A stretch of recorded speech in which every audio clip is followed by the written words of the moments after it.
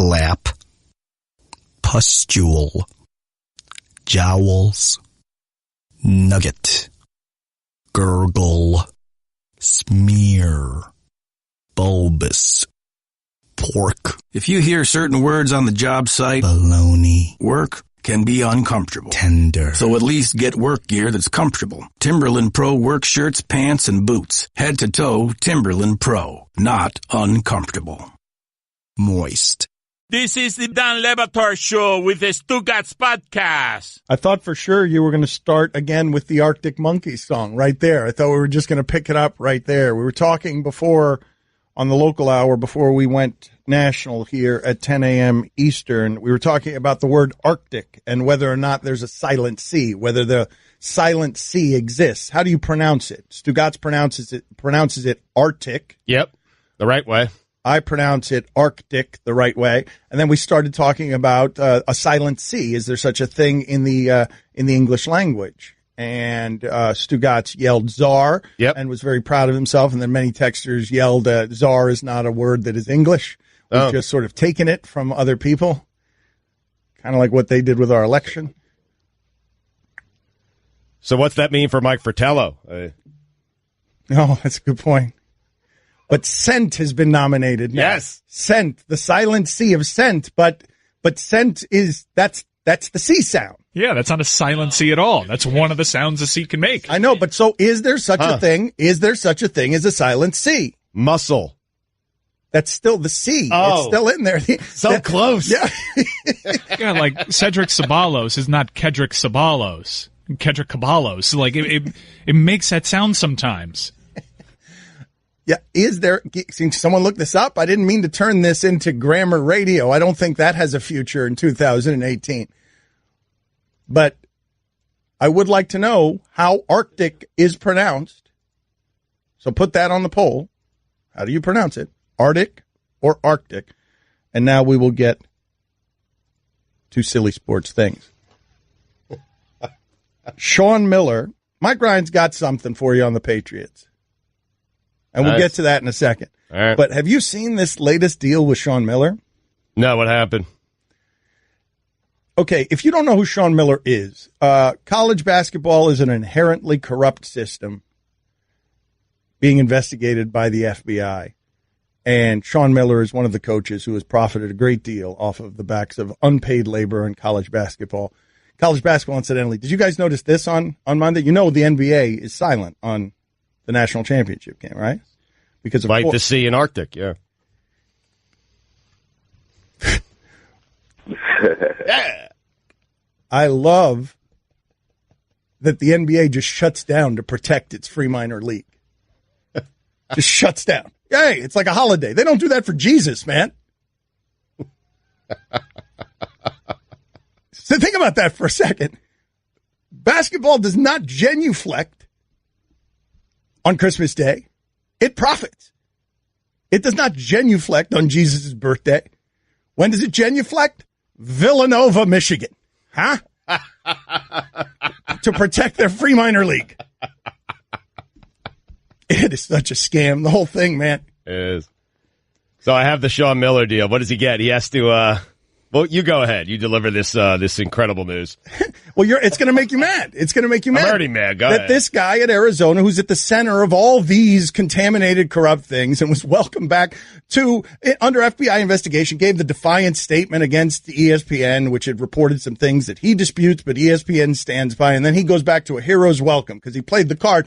FBI investigated. He was going to go the way of Patino, and he played the only card he could, which is, I'm going to go defiant. But now what the Board of Regents has done is said, listen to this. $1 million, Sean Miller, a fine, $1 million if you are charged with a crime, not convicted, Stugotz. Amazing. Not convicted. If you are charged with a crime or if you commit an NCAA violation. And my question to you, if this does not outrage you, where is that million going when Sean Miller eventually goes down on that one? Where is that million going? I'll tell you where it's not going, to his players. Nope. Back to the school, right? Not to the players. But what do you mean you have this kind of money that you can play with millions professionally? Like that's That is a gangster professional clause leveraged by a board of trustees on their embattled coach. Your stains will not get near us, and if they do, you will pay us $1 million. Rare is the cash transaction in sports that is that transparent, and you still call it amateurism.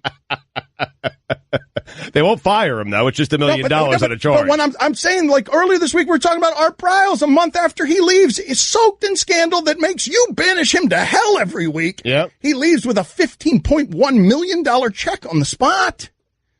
Like, but why is that? I mean, it's outrageous, and I understand why you're upset about it, but why is this surprising? It should be surprising to you that this is how college sports... it's not that I am surprised. I just want it to have some emotional backing as we throw it in front of the people so that they can see it clearly. Like, so they could see clearly everything that's happening here and how soaked in hypocrisy it is, as Sean Miller will continue to cash in until he loses in shame. And then someone else will cash in with the $1 million he has to reimburse. It's amazing. That's $1 million just being shuffled around in your face. His team is the one that produces that. Sean Miller, I could replace him tomorrow with any, I could put a deli counter outside of Arizona and I could replace him with 100 men. The deli counter would make a Final Four. ESPN Radio is presented by Progressive Home Insurance. Getting a quote is easier than ever. Here's your SportsCenter update.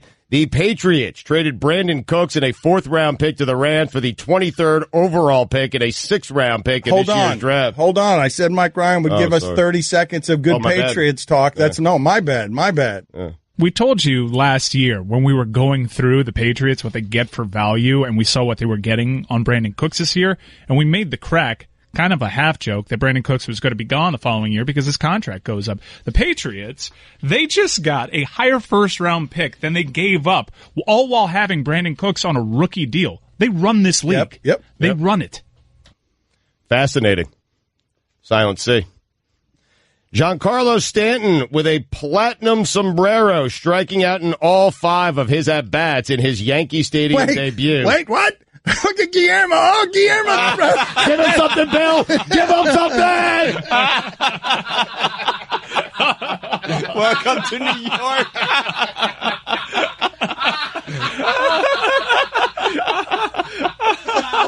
Wait a minute. Guillermo, wait a minute. 5 times he batted yesterday. First game, over 5 strikeouts. Booze first game? Booze after the 3rd strikeout.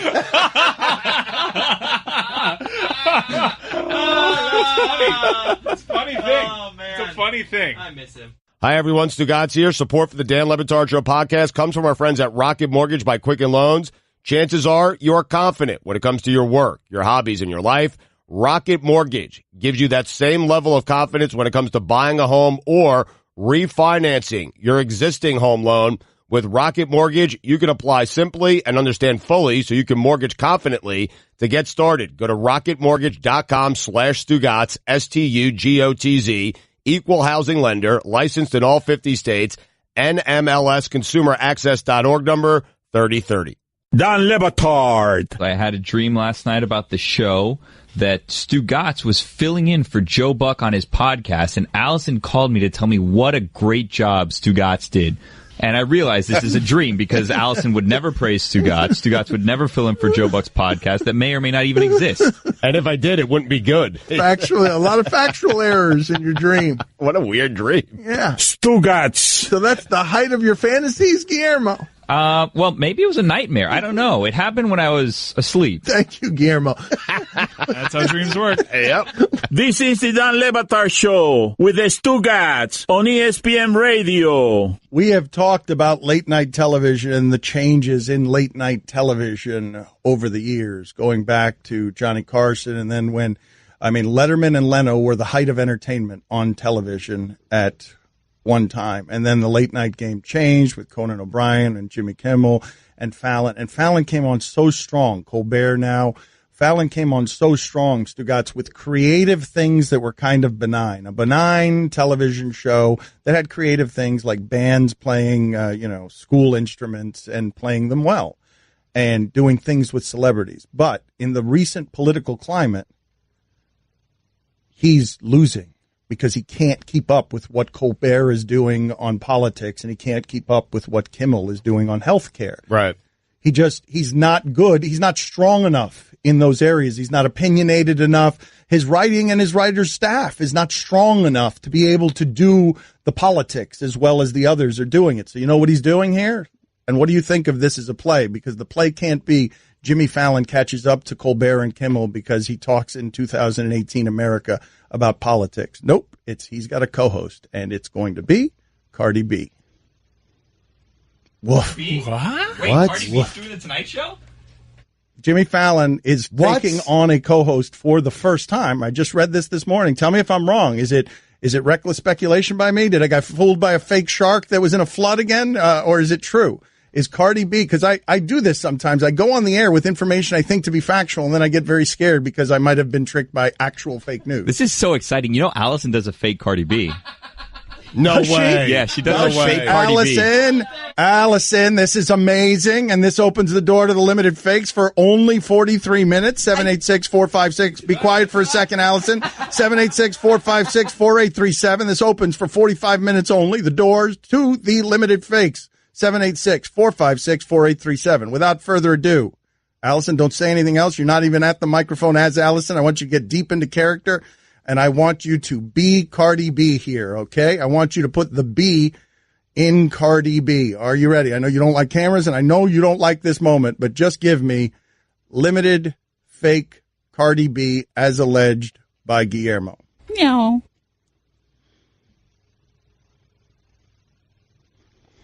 Nailed it. Fallon, you're rescued. You're rescued, Fallon. If you could put that on your broadcast, why did you flee this? We're not on television, Allison. We're not on television today.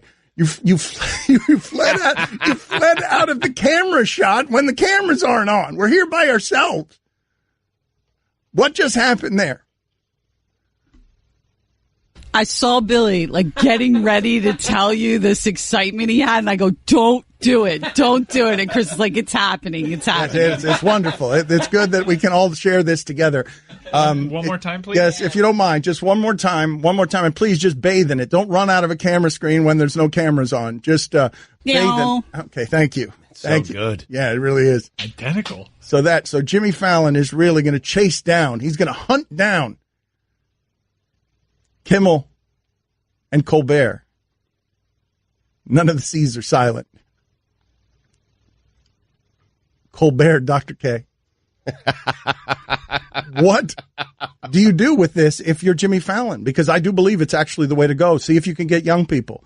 See if late night. See if you could turn the Tonight Show, which has always been about middle America and older skewing demos from Johnny Carson, and then Jay Leno sold his soul and never became as artistic as David Letterman, right? Because he sold his soul in order to be a part of that compromise. And now Jimmy Fallon is the same creature, benign, beige, reasonably talented, but doesn't have any edges, and he's getting smoked. He got caught from behind by Trump. Because all this is in Colbert's wheelhouse. It really is. This is what happened with the election was perfect for Colbert and really bad for Jimmy Fallon. This feels like a reach for Jimmy Fallon, man. He can't be happy about this. It is desperate. When Jimmy Fallon took this over, Dan, he never imagined he'd have to have a co-host, and that co-host would be Cardi B. But it can be desperation and also be smart. It can also be smart because all of a sudden, what do? You stay younger. Maybe you skew younger because late night television, that's the Colberts, the ones that get critical acclaim, do so in dorm rooms, man. In dorm rooms. That's where stuff gets popular. We just got a really cute call from a very concerned Tim Kirchin, wondering if we were okay because he couldn't find us on television. A very concerned Tim Kirchin? Oh, that's so nice. Dan, I'm really worried. So, people, I know it's weird to change networks, launch for 2 days, and then disappear for 3. Not my That's decision. how we do it at ESPN Ooze. Not my decision. We're fine. We'll be back on television next week, I think. But what's on? Golick and Wingo. Their show already happened. It's Rhea. You know what? They need to stop selling that show more than they sell this show. I think we need to go to war with that show because our show is as big as their show. We need to stop getting bumped by rears of Golick and Wingo, and we have to start pushing our chests out on the white guys. White guys. I should have said it like that, but I was waiting for it from you. Thank you. Instead, You were waiting on Mike? Yes, because instead you left me out there with just calling them white guys a cappella. Wait, but you put Mike out in a place where he didn't want to be. So I was too busy being concerned about being the young person spackle on this. That's what the shipping container does, or the young people spackle. Yes. And there's a little confusion because to the listener and to us, it sounds like you think Cardi B is now permanent co-host. Oh, no. Just she's coming on to co-host for a show. No, I didn't think. Cool. Yeah, I'm sorry. If I said it that way, that's my mistake. I just wanted clarification. I also do a fake Cardi B. Oh, yeah? Yeah. Okay. Wow. Does anybody else do one? Allison's is better. Yeah. Well, let's see. Let's have a Cardi B off here. Like, let's go. At First Take, they're having this with sports arguments. Here, the way we do it at the same time slot, and may be why they keep pulling us off television. This is why Golic and Wingo. Yes, this is why we better back off from Golic and Wingo now with our chests shriveled as we slink back to ESPN Ooze, maybe back on Monday. In the interim, let's have a Cardi B face off. Yeah. Ow. Ow. Ow. Ow. Ow. I gotta go.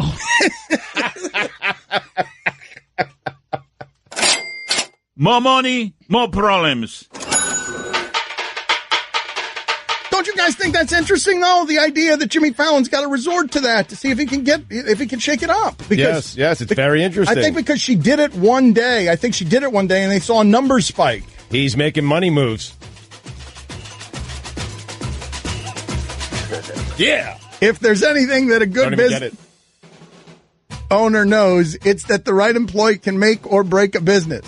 That's why when it comes time to hire a new employee, it would be the best move to use ZipRecruiter. Tell them, guys. Hiring, every business needs great people, guys. If you are hiring, ZipRecruiter is the place to go. They give you a better way to... Oh, Dan, the NFL news, it never, ever stops. Ricochet! Does Ricochet have a silent C? But it also has a C that makes a C noise as well. It's a weird one. Yeah, get back to your seat. This is big news. The Browns have announced they're giving Sam Darnold a tour of the building. This comes one day after they gave Baker Mayfield a tour of the building. Browns announcements! And on average, Dan, you'll pass about a half liter of gas a day in your farts. More money, more problems. How about that? Back-to-back days, consecutive days of building tours. That is amazing. That's the Browns, man. They're taking this thing seriously. You want to know when you're taking the draft seriously? When you bring not one but two quarterbacks into your building on 2 consecutive days. And I'm telling you what might happen here.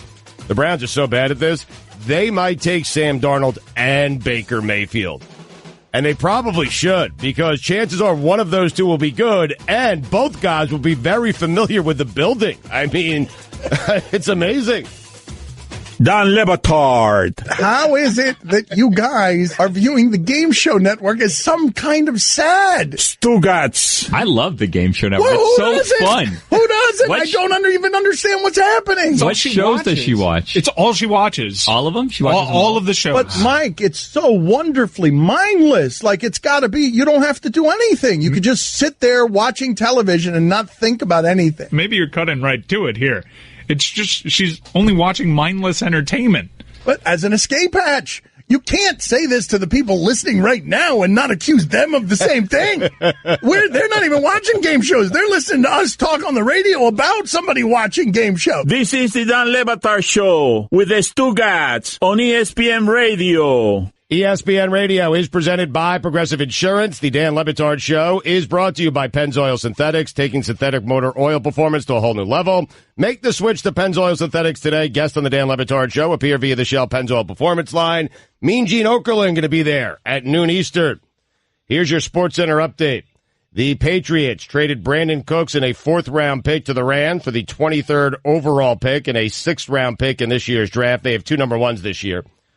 Odell Beckham Jr., Patriots, collision course. Giancarlo Stanton with a platinum sombrero, striking out in all 5 of his at-bats in his Yankee Stadium debut. happened so much quicker than I thought it would. Wow. I feel bad a little. A little bit. I do. Maybe that's a nice way, like, it was like maybe sarcastic, but really, no, turn it around. Yeah. Microphone, Dan. So much. And finally, a swanky hotel in British Columbia has officially lifted its ban on a former customer who caused a notorious incident 17 years ago involving a suitcase full of warm pepperoni and a flock of seagulls. Back in 2001, businessman Nick Burchill checked into the Fairmont Empress in Victoria with a suitcase stuffed with Brothers T&T pepperoni, a delicacy from his home city of Halifax, Nova Scotia, which he intended to give as a present to some friends. The room didn't have a fridge, so to protect his precious meat cargo, Burchill decided to let the pepperoni rest on a table near an open window, where it could be caressed by the chilly April air. The traveler then decided to take a walk around the neighborhood and returned to find his room full of seagulls who were feasting on the pepperoni. The seagulls were flying everywhere, and they had been there for a long time eating Brothers T&T pepperoni, so you can imagine what the room looked like even before I came back, Burchill told CBC. And now we've got seagulls flying around, the curtains are falling down, the lamps are falling down. It was a real mess. He estimated that somewhere between 30 and 40 seagulls were cavorting around his hotel room. I read that flawlessly, by the way. Yep. Thank you. I think. I don't know. Why am I saying thank you? You really are taking a victory Thank you, lap. I can read. You just did a victory lap on doing your job correctly for the first time. Hey, first time for everything. Thank you, guys. Thank you, guys. You are the world's worst major leaguer bat flipping on an infield fly. Blink motion-activated video cameras send an alert to your smartphone when they detect suspicious activity, and now is the time to buy. You get 3 Blink cameras, what the other guys charge for 1, and an extra 15% off only at blinkprotect.com/Dan15. blinkprotect.com/Dan15. For all the latest headlines and information, tune into SportsCenter on ESPN Radio all throughout the dog. I thought you were going to go dong there. What happened? But dog is also funny. Did you hear Mike Ryan's hidden hacky musical joke in the middle of the Sports Center? Put that on the poll, Guillermo, please. Did you hear Mike Ryan's hidden hacky musical joke? Stugotz, I can't get his attention today because he's on Masters.com. Yeah, guys on the driving range, man. He's not doing the show because he's got his nose buried in Masters.com. But before we get to that, just real quick, I celebrated that Ricochet had a silent C, and then people pointed out that's a French word, you idiot, and you're right. So czar is a Russian word. That is not an English word. That does not have a silent C. Somebody has written in panache. Again, not an English word. I don't think panache is an English word. What about indict? I have the definitive list here of words in the English language that have a silent C. Indict is not one of them. Sorry, Mike. What? You know it is. How can indict not be one of them? It's not on here. I mean, I have the list. Well, what's a country of origin? What's the list? How long is the list? I would say maybe like 20 deep. All right, so there are 20 words in the English language that have a silent C. How did this conversation start again? Oh, yeah, Arctic. Yeah. I got one. Yeah. Is scenario on there? No, because scenario, if the SC... No, scenario is on there. Yep. It's on the list? No, but... Mr. English, I mean... Is not a silent... I'm telling it's on the... Listen, this is the definitive list, okay? All right, well, this is a according list to whom? According to Guillermo. Okay, well... No, according to mywords.com, okay? I mean, okay, but what does that mean? Many words in English have silent letters. Silent letters are letters that you can't hear when you say the word, but there are there when you write the word. You can put a mouse over the word to see the silent letter highlighted. Click a word to hear the correct pronunciation. So this is the definitive list, okay? All right, well, in that case, we need to do it real rapid fire. Let's get it done because we are List Radio, nothing better than List Radio. Ladies and gentlemen, the greatest silent C's in the English language, according to Stugotz, ranking them in order. Number 20, according to Stugotz, is... Scissors. 19, according to Stugotz. Scent. I know. Scent is there. I know, but that's S-C-E-N-T. I know, but it's going to be all SCs. That's what SC. That's a sound that it makes. That's the sound a C sound Definitive makes. list. All right, 18. Go ahead. Assent. It's the same thing again and again. There is no silent C. Although indict how is indict not on there? 17, Stugotz. Scenario. It's the same damn thing. 16. It's not. It is 16. Yeah. Muscle. That same thing.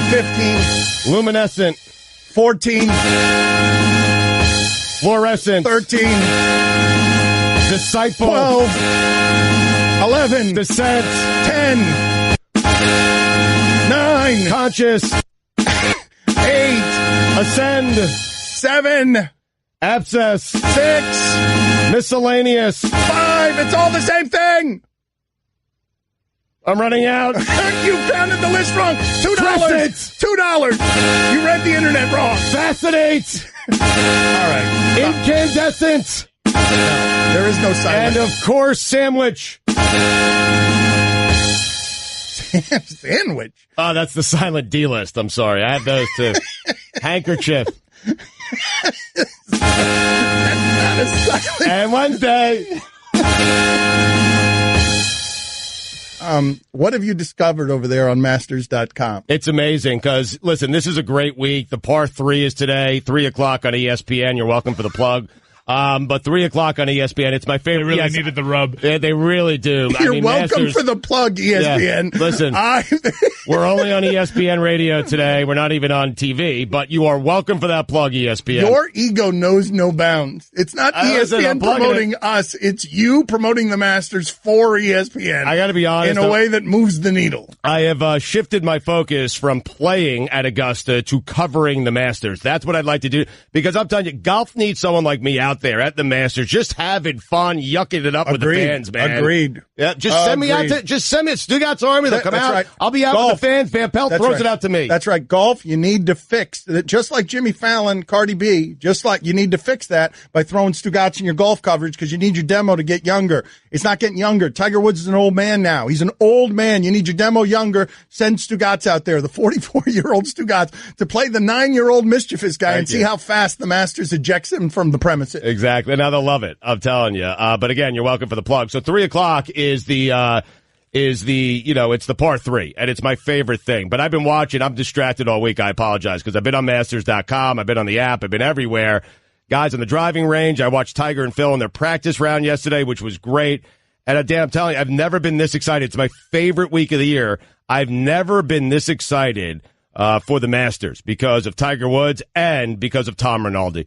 The promos that are running all over our network, each and every one of them gives me goosebumps and gets me more and more excited for the Masters. Mike was talking about this. Mike came in during the break, and he was saying no one with a more soothing, calming voice, it's skipping rocks across a lake, has ever gotten me this kind of fired up. Tom Rinaldi, like playing the harp, is, it's lit. At the Masters, for every player in every round, a moment comes and a choice beckons. Wow. With that choice, we see champions made, we do. Victories earned, and an old truth presented that the timid may not fail, but here, rarely do they triumph. Is this a poem? That fortune favors the bold. Here it comes. At the Masters. April 5th and 6th at 3 Eastern on ESPN. I've got the chicken skin. I feel good. There's never, ever been anyone in the history of broadcasting better at that than him. But you think you can do it better. Watching the Masters. For every fan watching at home, a moment comes. How will I get my wife out of this damn house? With that moment, weekends are made. The house is mine. Peanut M&Ms are devoured. Tequila is consumed. Showers are foregone, and the beautiful sounds of silence are presented. Some say it can't be done, but this week, I'll prove that it's possible. To spend 3 straight days on my couch, texting plugged-in people in the industry who are at best acquaintances that I might be able to harass into letting me play Augusta next year, all while watching the Masters. And by the master, I mean just Tiger. April 5th and 6th at 3 Eastern on ESPN. I just saved hundreds of dollars by switching to Geico. I feel like a whole new person. Disclaimer, you will not become a whole new person. This is impossible. You might be able to join a gym or diet program, buy a new wardrobe, get hair implants, but your DNA and physical form will remain the same. Geico waives any and all liability if you attempt to become a new person, except a cyborg. If you choose to become a half-human, half-cybernetic organism with lasers for eyes, the Geico legal team would be cool with that, because, quote, laser eyes are pretty sweet. Pew, pew, pew, end quote. Geico. 15 minutes could save you 15% or more. Don Le Batard. Stugotz lies so much, and he doesn't take inventory of his lies, that even when he's telling the truth, we don't believe him on anything. What's wrong, Stugotz? What are you objecting to? I mean, listen, I've done this to myself, so I'm frustrated at myself. I'm not going to lash out elsewhere because I understand why everyone would think that I was the one who did this. But I am sitting here telling you guys that I did not do it. Stugotz. You absolutely took a bite out of a piece of pizza and put it back with the rest of the pizza. It was me. This is the Don Le Batard Show with the Stugotz on ESPN Radio. We are getting text after text around here. Social media has made us people very accessible, and we are getting a lot of texts from people saying, talk about this LeBron Saban thing as if I'm a piano bar. Like, you know, you could, are there still piano bars? Is that still a thing? Put it on the poll, Guillermo. Are there still piano bars where you put a dollar in the jar and you say, here, wind up sports talk, gas bag things, talk about LeBron and Saban? But I don't know what that story is. Are you talking like just specific piano bars, or is there a guy in an establishment playing the piano? No, I'm talking about a piano bar, a bar where people go and drink, and the only form of entertainment is a piano. Is that a thing that still exists? I'm on it. Thank you. I don't know. If it went extinct, did it go extinct without anyone knowing it? Did it die unceremoniously like the dinosaurs? Do you have an answer to my question, though, Mike? Or are you guys just back there laughing at Giancarlo Stanton and not paying attention to the show? Well, I'm trying to find you some sound of Nick Saban and LeBron James going back and forth. Well, what is it, though? What can you please inform me? I'm sorry to be ignorant on this. I don't know what this is. Yeah, Guillermo was trying to give me the lowdown, which is why I wasn't paying attention to you. This is all about something called The Shop. So here's the deal, Dan. LeBron's channel, undefeated, undisputed, unquestioned, something with uninterrupted, something uninteresting. With you. Yeah. So they, I guess, have a series where they talk in a barbershop. And Nick Saban started like a similar thing where he's doing something in a barbershop. And LeBron, I guess, never heard of the movie Barbershop or just people talking in barbershops. And he seems to think that he owns the right to have conversations in barbershops recorded. So he's mad at Nick Saban that Nick Saban has a similar web series thing where he's in a barbershop talking to people because LeBron had that first. And I guess no one saw barbershops. I guess no one saw Skip Bayless because Skip Bayless did the barbershop thing a couple years ago. Skip Bayless invented the promo in the barbershop. Yeah. Yes, he did. Wait a minute. LeBron James, is this like a Bobby Valentine fajita situation where Bobby Valentine claims to have created the fajita? LeBron James is claiming to have created the barbershop conversation? Silent G there. Yeah, LeBron thinks that, you know, he invented this barbershop thing, and he even mentions his lawyers getting involved to settle this thing with Saban because no one's backing down on this. But none of James's businesses have a copyright or trademark associated with the shop. Well, but wait a minute. I don't think the principle of this is, does LeBron have the paperwork? I think the thing that's funniest about this is that LeBron is so narcissistic and ego-filled that he thinks he invents things like that. So here's Nick Saban defending his right to the shop. There's been at least 20 barbershop type things I've seen on TV. I didn't know anybody owned that. I didn't even know he had one. I'm sorry that anybody could be offended by something that we were just having fun with, and I enjoyed it, and we're going to continue to do it. Whoa! A bold claim at the end by Nick Saban. Whipping it out. I'm going to continue to do it. And then LeBron responded. No! From a media perspective, you guys know Nick Saban more than I do, so that's exactly what I would think he would say. But I build uninterrupted for a reason, for us athletes to have a platform to be able to speak about whatever we want to talk about. And I respect him as a coach, but I'd be damned if I allow someone to use our platform or try to do the same thing we're doing. And and just think it's okay. So the lawyers will figure it out. Your platform, he actually thinks he owns the right to people talking in a barbershop? Oh, my God. The two ego monsters of the old guard are thinking they invented things and arguing about them in a very serious way with no sense of humor. Why would you be damned about anything, LeBron? I'll be damned if I allow Nick Saban. What? As if he's stealing something from the athletes, too. He's making it a CBA How is LeBron issue. older than me? How is LeBron older than me? How is he a guy by a railroad track strapping Nick Saban down and saying, I'll be damned? Eddie Murphy owns arguing in barbershops. Absolutely he does. Not Ice Cube, not LeBron. Yes, he does. Eddie Murphy should be so That's mad. right. That's right. Eddie Murphy needs to get in the middle of this. Coming to America, I invented the barbershop conversation. I invented it. But then LeBron and Saban will come back with, I invented haircutting. Like, these two, I invented, and then one of them will say, I invented hair, and then it'll be clearly a lie with LeBron. And Saban's has kind of died as well. Flap. Pustule. Jowls.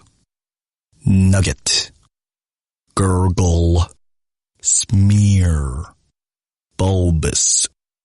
Pork. If you hear certain words on the job site, baloney, work can be uncomfortable. Tender. So at least get work gear that's comfortable. Timberland Pro work shirts, pants, and boots. Head to toe, Timberland Pro. Not uncomfortable. Moist. Don Le Batard. Stugotz is a liar. What happened? Stugotz. Well, we know this about you. It's not what happened. It's a statement of fact. You're someone who lies so much that you can be correctly identified as a liar. Yes, I don't. Did you even dispute that? No, I don't. This is the Don Le Batard Show with the Stugotz on ESPN Radio. ESPN Radio is presented by Progressive Insurance with more than 30 unique coverage options available. Progressive knows small business. Learn more at progressivecommercial.com. Guest on the Dan Le Batard Show appear via the Shell Pennzoil Performance Line. Mean Gene Okerlund going to be there in 1 hour, noon Eastern. Here's your SportsCenter update.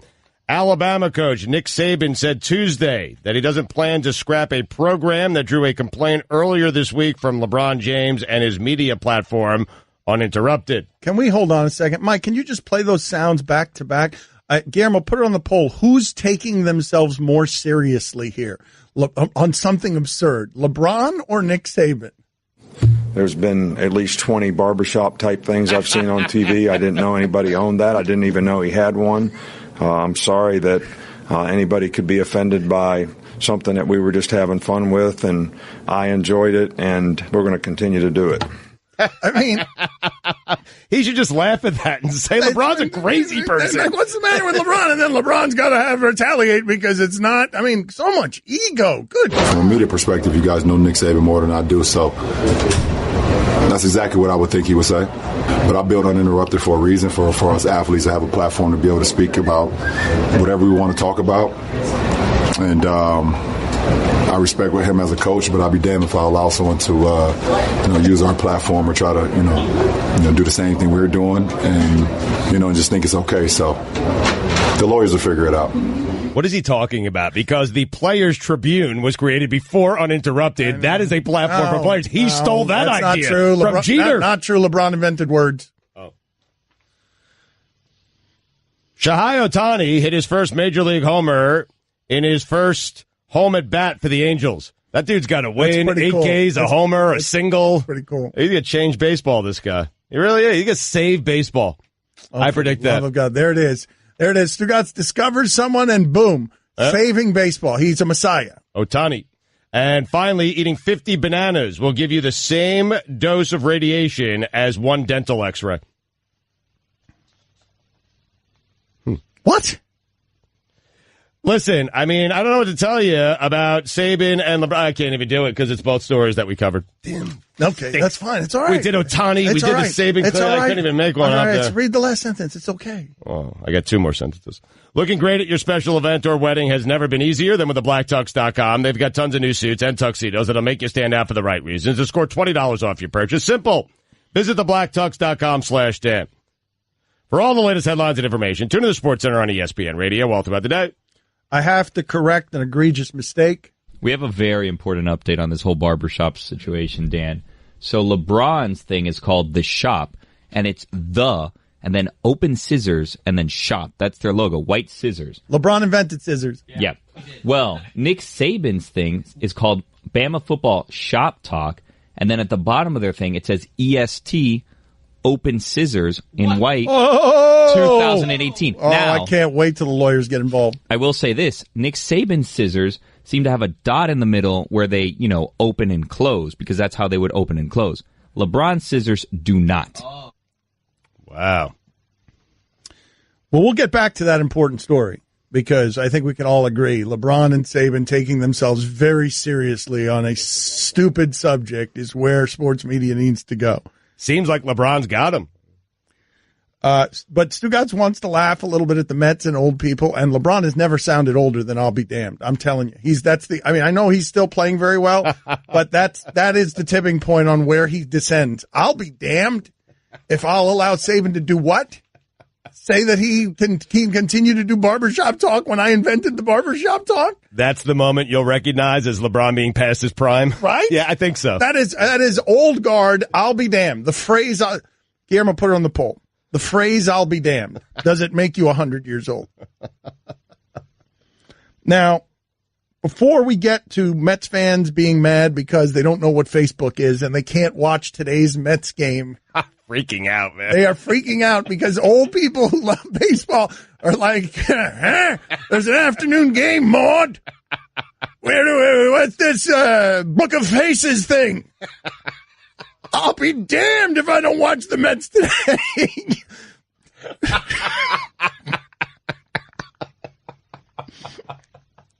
So we get to that story in a second. All right. But we got a problem.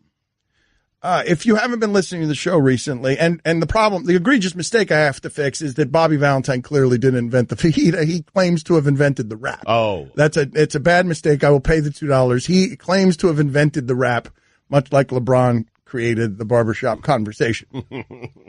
But the Stugotz Army, if you haven't been following the show lately, we got WrestleMania this week, and the Stugotz Army, we had a heel turn or a dramatic plot twist because I am now a lieutenant in the Stugotz Army. Stugotz is our general, and I fight for him. I fight with him. Or maybe I'm a private. Maybe I'm a private, and I have to work my way up the ranks. Regardless, I fight in the Stugotz Army now. And some texters are writing in, you guys got to take out Golic and Gringo. We are ready. The Stugotz Army is here. They did bleeping etymology trivia today. That should never be aired. The Army is here and ready, General. So I ask you, as your private or your lieutenant, do we go to war with Golic and Wingo? Because I'm not even sure why we'd be doing it, but the Stugotz Army seems to be clamoring for it. You know what? I am so torn on this because Golic has been great to me since I've arrived at ESPN. Great to me. He really has. And his entire family. And I love his son. And I love the family. And I've grown to like Hal a little bit. I got to be honest with you. I love so much. Guillermo, put it on the poll. Do you love that Stugotz calls Trey Wingo Hal? Because what are you doing? That's gonna offend Hal. I think you're going to war. The chickens are in the Army and they're pushing you to war, General. That the Kentucky Fried Chickens are in the Army and they're pushing you to war, General. And you have a very big decision to make. Heavy is the crown. Calling him Hal is a slight dig. Yes. No, granted, it's a dig, but I'm telling you, like, we share a love for the Masters. We share a love for the NFL draft. We share a love of golf. I mean, Trey, I got a lot in common with Trey. As if you were trying to hold in a laugh. And we share a love of money. I mean, Trey and I got a lot in common here, man. Share a what? What do you mean? So, what do they want me to go to war about? Because they stole a segment from us? It won't be the first. It wasn't the first, and it won't be the last. I mean, what do you want me to do? They're trying to steal the entire show. That's fine. I'm okay with that. All right, so not yet, General. Imitation is the highest form of flattery. I'm good with that. So not yet, General? Not yet. I love that Golic and Wingo are trying to take some chances on that show. I really am. They are. They're trying. I listen to that show. I listen to it every single day. And they are taking chances, and I am proud of them. Chicken for the love of God. You don't listen to it every day. You only listen to it when you do hits on the show. I'm a little upset it's on ESPN News. Like, we got bumped on ESPN News today. General, be careful. For a re-air of Golic and Wingo. General, cool down, General. Cool down, General. Please. All right. Listen, Army, let me think about this for a couple hours, maybe a day. Might need a night, and then I'll get back to you. All because right. I'm just not certain that this is the time to do it. That's all. We are ready. Okay. We are ready. The time is after negotiations end. Bingo. So, wait. Your general, maybe he can be bought sometimes. All battles are on hold right now, okay? We've hit the pause button. But wait, Wilbon, we're coming for you. As soon as that ink dries. ESPN executive, we're coming for you. Who's the other guy we're beefing with, Mike? There was some other story I couldn't tell the other day. Was it Jeremy Roenick or was it another one? I've got like 3 or 4 media stories that are burning in my soul. Oh, the Wilbon one. No, I know. Wilbon, I already did that one. You weren't listening. It was an around the horn one. Wait. I didn't identify it as around the horn. I just said an ESPN executive. Pull back. You did the Wilbon? Pull back, horses. Pull back. Aqua? So some people have written in some show descriptions, and you chickens just made me think. I saw a video on Highly Questionable the other day. They showed us a video of some farmer herding ducks. He had trained either ducks or chickens to like formation, march together, hundreds together, and march into the barn to their certain sandwich death. What a quack.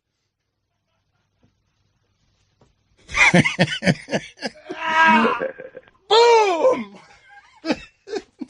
Hi, everyone. Stugotz here. Support for the Dan Le Batard Show podcast comes from our friends at Rocket Mortgage by Quicken Loans. Chances are you are confident when it comes to your work, your hobbies, and your life. Rocket Mortgage gives you the same level of confidence when it comes to buying a home or refinancing your existing home loan.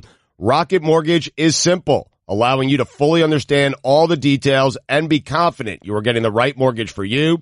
To get started, go to rocketmortgage.com/Stugotz. That's rocketmortgage.com/Stugotz, STUGOTZ. Equal housing lender, licensed in all 50 states. NMLS consumeraccess.org number 3030. Dan Le Batard. Dan has it. Oh my God, no! This is a Bomani question. Mavis Staples, go. Stugotz. You can't hold papers together without some Mavis Staples. I mean, everyone knows that. This is the Dan Le Batard Show with the Stugotz on ESPN Radio. Get in touch with the show anytime to the 1-800-Flowers Twitter feed at Le Batard Show, at Stugotz790. Dan, it is time for Straight Talk. It is brought to you by Straight Talk Wireless. Best phones, best networks, no contracts. So this video on Highly Questionable was of this farmer who had gotten, I don't know, hundreds of ducks together. They were all in different places, and then he whistled or something, and they all got together and then marched like a little duck army.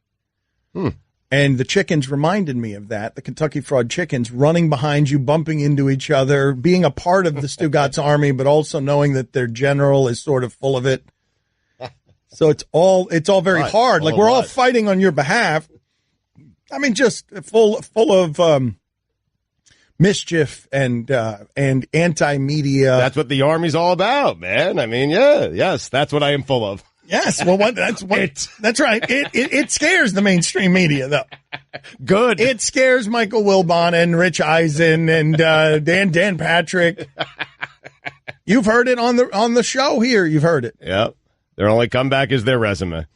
They come back strong with that resume. They got strong resumes, man. Yes, they do, but they all hit you with it, not realizing the Stugotz Army is immune. That is not We don't care about your resume, man. No, your credibility is not something that matters to us. Yes. I have none, and we've arrived at roughly the same place. Yes, we have. Roughly. You're in an even better place, because now you're them and I'm my private in your army. Oh, yeah. I fight for you. Got some weight behind me. Literally. That muscle. Silence it.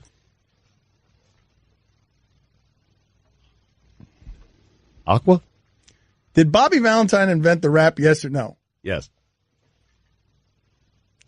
Because LeBron James is claiming to have invented the barbershop conversation. This has infuriated America. Nick Saban is not infuriated, but as always, Nick Saban is taking himself too seriously. I mean, this story might be the most magical one of the year so far. The idea of Nick Saban with no sense of irony. Nick Saban and LeBron James arguing about barbershop conversations is the most meta stupid sports story I've seen this year. I'm thinking of giving Nick Saban a pass on this. I don't think it's ego. I think he's just old and he's confused. But at the end he whipped it out. No, at the end he did the thing. Okay. The last sentence of arrogance was, look, I'm real sorry that people get offended, but I'm going to keep doing it. There's been at least 20 barbershop type things I've seen on TV. I didn't know anybody owned that. I didn't even know he had one. I'm sorry that anybody could be offended by something that we were just having fun with, and I enjoyed it, and we're going to continue to do it. Hold on a second. Mike, are the sounds at the beginning of that and at the end of it, one of them, is the one at the beginning a impatient, sort of bothered Nick Saban running one of those sausage nub fingers of him into an aluminum podium because he's PO'd and he's not going to take it anymore? That's that sound. That's the sound I'm talking about. No, that's not the sound. What is him that? Pulling out his bleep on the table. Oh, is that what that was? Let's hear that again. Okay. Where's LeBron's sound on that front? Like when he decided that he was going to bleep, put you know. Wow. Yeah. Good God. Good God. That seems unnecessary. There's This is not much of a fight. Hold on a second. Saban, LeBron. All right. Anyway, let's hear that sound again. This is Nick Saban at the beginning. Is the end him? He's jabbing the podium here, right? We know not with what. There's been at least 20 barbershop type things I've seen on TV. I didn't know anybody owned that. I didn't even know he had one. I'm sorry that anybody could be offended by something that we were just having fun with, and I enjoyed it, and we're going to continue to do it. The last thing was a pencil, and how about eat some of that, LeBron? And then LeBron gets very serious, and that's just unbelievable to me. It's unbelievable to me. Like, it's one thing, you got in a fight with Phil Jackson because he used old man word for posse, but now you're fighting another old man, and you're taking yourself seriously and not realizing you're becoming an old man, and you're going to be damned if these old men take your power as Kyrie Irving took your old man power already. From a media perspective, you guys know Nick Saban more than I do, so that's exactly what I would think he would say. But I build uninterrupted for a reason, for us athletes to have a platform to be able to speak about whatever we want to talk about. And I respect him as a coach, but I'd be damned if I allow someone to, use our platform or try to, do the same thing we're doing and, just think it's okay. So the lawyers will figure it out. Bobby Valentine joins us now on ESPN Radio. We were talking again about you inventing the rap, Bobby. Thank you, as always, for making time for us. Can you explain to us again the history of how you invented the rap, what year, and the details of this story? I don't think it's an invention. I think, when you deal with food, it's more of a creation, first off. And, it's a long story, but, I was cooking in about 1981, and someone needed a club sandwich or toaster broke. We had just gotten tortilla shells in from Phoenix because no one was doing nachos in the area of the Northeast at the time. We were cutting up these 10-inch tortillas to put them in a deep fryer and make chips for nachos. And when the club sandwich Wait a minute. Whoa. Did you invent nachos too? You didn't invent nachos too, did you? And when the order came in for a club sandwich and we didn't have a toaster, I put the ingredients of a club sandwich into a 10-inch tortilla. I wrapped it up. I put some cheese on it. I put it in the salamander, melted the cheese, cut the sandwich into 3 sections, and served it as a club mix. When my manager was on a Food Channel TV program a year later, I think it was 1982, he said then by 1982 we were calling these things wraps. And he said that it was invented in our kitchen. When the Wall Street Journal investigative reporter was a wise guy, kind of like you are, tried to investigate it, they went all around the country to try to disprove it. And when they couldn't disprove it, somebody at Wikipedia said, voila, I know. he invented. And it's not an invention at all. I think it's more of a creation. No, but I love that you tolerate my wise guyness. Thank you for doing that, because it is very kind of you. But did you invent nachos? And the quesadilla.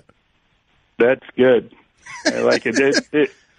Your show must really have some great topics today that you're calling me at Sacred Heart University to talk about the wrap sandwich. Well, I have another topic, Bobby. Yeah, should Met fans be? Ohtani hit a home run yesterday. He's the first Japanese player to hit a home run, I think, and have a win in the first month of baseball. Yeah, Pretty good. Yeah, that's great. Should Met fans be upset about today's game only being on Facebook? Only being on Facebook, Bobby.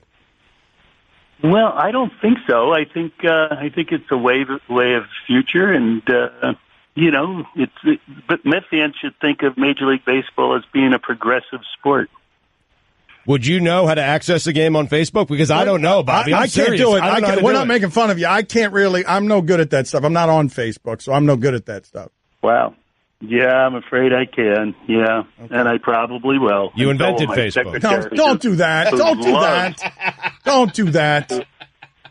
What did I do? You invented Facebook is what you just yelled at him? He created it. All right, get out of here, man. Not you, Bobby, him. Thank you, Bobby, for being on with us. My pleasure. What you should do is try to surround yourself with people who are idiots, and maybe people will listen to your show more often. I've done that. Done a great job of that. My pleasure to be with you, bro. Thanks, Bobby V. Thank you, Bobby. Take care. Thanks for the compliment. That is Straight Talk. It is brought to you by Straight Talk Wireless, nationwide coverage and America's largest and most dependable 4G. Does he still work for us? Did I just get in trouble? Don Le Batard. You're announcing that you will not announce that they are a good team until they've won back-to-back. Yeah. But because you are taking away all of Kevin Durant's championships in your personal record book, you are never allowing him to win them back-to-back, even if they win them back-to-back, thus securing that you never have to identify them as a great team. Correct. Stugotz. I hate when I wander around in your head and see all the empty spaces and the tumbleweed blown around in it. This is the Don Le Batard Show with the Stugotz on ESPN Radio. What an amazing story that is, Channing Tatum and his wife. All marriages in a perfect world should end the way theirs is ending. Joint Instagram statement. They're both on the same page. They love each other. They just decided, we're both going to move on. And maybe one day down the road, we'll fall back in love and get married again. Or not end. In a perfect world. Perfect world, they're not ending. At least most people's perfect world, Stugotz. They never end, right. But 50% of the time they do, okay? And so what I'm saying is those 50% of the time in a perfect world, okay, more than 50% of the time, it'd be nice to see couples go out like this. Okay, you said, what was the couple? I wasn't listening. I was dancing to the sound of Nick Saban's, what was the story? Tatum? All right, so Channing Tatum and Jenna Dewan Tatum announced Monday that they are separating after nearly 9 years of marriage. The couple posted a joint statement to their respective Instagram pages. We have lovingly chosen to separate as a couple. We fell deeply in love so many years ago and have had a magical journey together. Absolutely nothing has changed about how much we love one another, but love is a beautiful adventure that is taking us on different paths for now. So, happily ever after, according to Stugotz, perfect world. That's how all the romance novels end. Divorce after 9 years, perfect. Yeah, they still love each other. I mean, and maybe, they left the door open, a little crack there. Maybe they'll get back together down the road. They're both alive. No.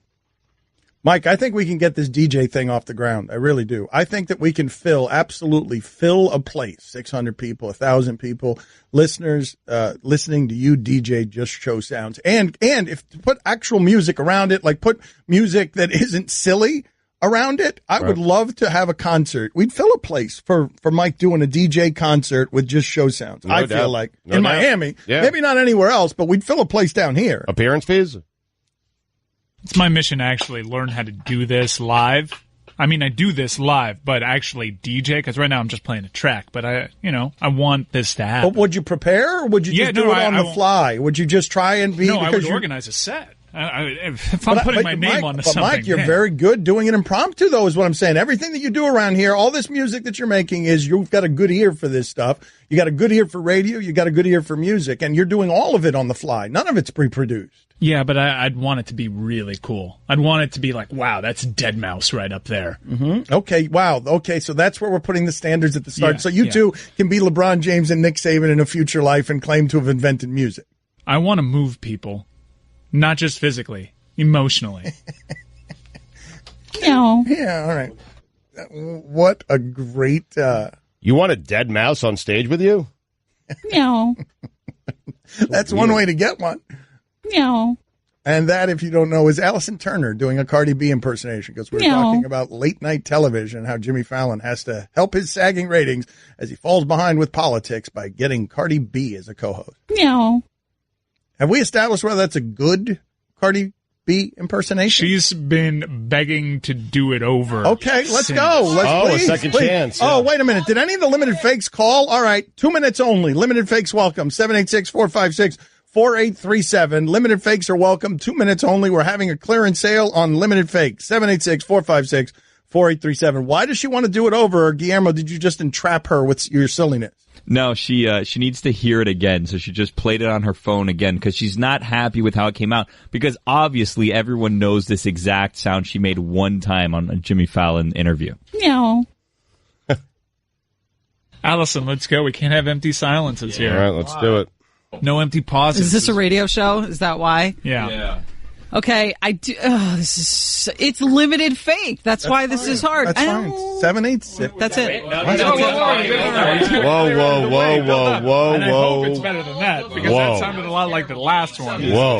It's the same as the last one. I'm going to close my eyes and think Cardi It is B's the next. same. Yes. No. Allyson, Everyone close they've your been eyes. raving about this impersonation. I know you hate to. Just close your eyes. Close your eyes. No one else is here, and just let it fly. Hold on a second. Everyone Before quiet. Chris, answer those phones next to you. The limited fakes are pouring in. Answer those phones so people can see how not funny America is every time we go vulnerable and allow the phone lines to carry the funny for us. So everyone close their eyes first.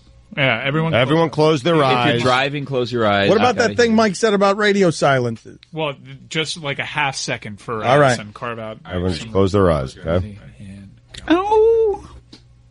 One more That was time. one more? Oh. That was I way keep worse. going back to this animal sound, and it's not even close. Nothing. Okay. That was bad. Yeah, it was bad. You complained for 2 hours to get another shot. You want it? You want? Do I get fined? I mean, yes. Okay. Yep. Get out of here. What are you gonna like penalty box? No.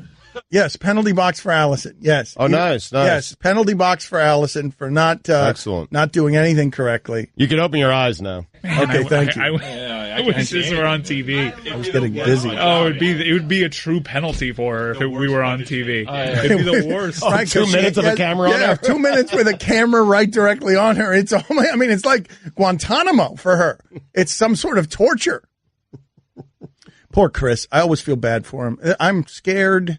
This happens every time with the limited fakes. Chris right now is getting buried by unfunny. He is weeding through unfunny. Mike, do I need to get the limited fakes out of here forevermore? It hasn't worked out, really, and I had to pull Chris aside because we had a couple that went on the air that, let's face it, they weren't Not good enough. So I pulled Chris aside. I'm like, look, it needs to make you laugh. It needs to move you when you hear these. That's the barometer. Like Mike's DJ beat. Yes. Moving you spiritually, emotionally, mentally, physically. And Chris nodded, and he's like, okay, I get it, but then nobody would get on the air. I know. Well, but So be it. They're so bad. They're so bad. So here, you've got 1 minute left before the hard net workout. It's 786-456-4837. I have no calls right now that have been worthy of anything, Stugotz. I don't have a call on the board. We've been taking them for 5 minutes. Chris has been going through calls from all of America and the World Wide Web. We have nothing right now. I can't go to anything funny. I'm panicked and in a quicksand. I need some help. Can someone help me? Thank you. Thank you.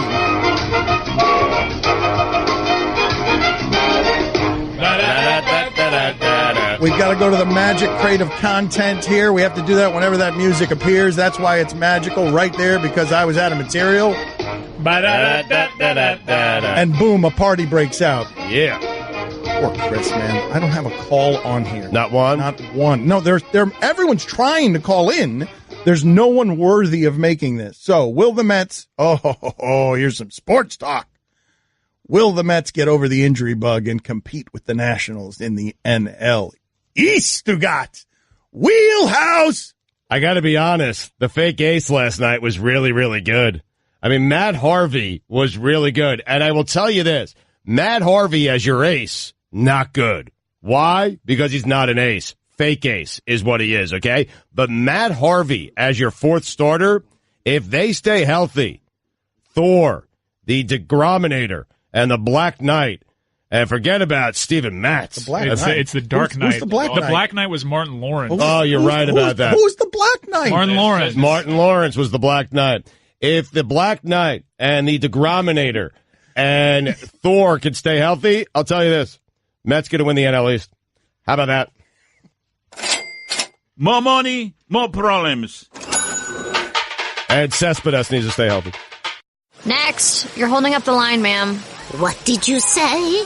You're next in line for the water slide, ma'am. Feet forward and enjoy the ride. Okay, dearie, this does look fun. Whee-oh, you melted me. I've melted. The Wicked Witch of the West on a water slide? Surprising. What's not surprising? How much you could save by switching to Geico. See what you've done. Oh! Geico. 15 minutes could save you 15% or more. Don Le Batard. Lucky for you, that's what I like. That's what I like. Sex by the fire at night. Silk sheets and diamonds all white. Lucky for you, that's what I like. That's what I like. Lucky for you, that's what I like. That's what I like. If you say you want a good time, well, here I am, baby. Here I am, baby. Talk to me, talk to me, talk to me. Tell me what's on your mind, what's on your mind. If you want it, girl, come and get it. All this is here for you. Tell me, baby. Tell me, baby, what you're trying to do. Gold jewelry shining so bright. Strawberry champagne on ice. Oh, go bleep yourself. Stugotz. Honestly, it's offensive. I'm offended on behalf of everyone who's ever made music that's the song of the year. This is the Don Le Batard Show with the Stugotz on ESPN Radio. Mean Gene Okerlund is going to join us in 10 minutes to break down WrestleMania. He's often not sober when he joins us. Mean Gene Okerlund, I mean, I don't know where you go right away in terms of wrestling faces and voices. But he's got to be top 10. No, Mike? History of the sport, someone that you associate with wrestling. I would say top 10 is insulting to top me. Five? I think he's top 5. Top 5. Yes. He's clearly the best wrestling announcer ever in the history of the sport, beating out Gordon Soley, beating out... different roles. Okerlund, Mean Gene didn't really do, the play-by-play. Gordon Soley, probably the greatest ever, him or Jim Ross. But in terms of backstage interviews, Mean Gene Okerlund, best ever do it. Oh, wait. But how about in terms of faces and voices that you associate with a team, or with a sport, or with that sport? Like if we were putting together a top 5 list, Hulk Hogan has to be on it, correct? Yep. No doubt. Yes, for sure. The Nature Boy, Ric Flair. Okay, yes, no you're talking about first ballot Hall of Famers. Dusty Rhodes. Does he get in there? He's dangerous. Man, I don't think he's Andre the Giant. No, I don't think he's Andre the Giant. And I think, honestly, maybe you're dating yourselves a little bit because Stone Cold Steve Austin and The Rock. Fair point. I think both of those have to be in there. Undertaker, too, man. It's so hard. Okay, but is Mean Gene in the top 5? Yes or no? Put it on the poll, Guillermo. Is Mean Gene Okerlund top 5 wrestling face/voice of all time? Because he's going to be joining us in 10 minutes. But we've got other stuff to talk about, too. Mike Ryan says Zlatan. Did you see this Ronaldo goal?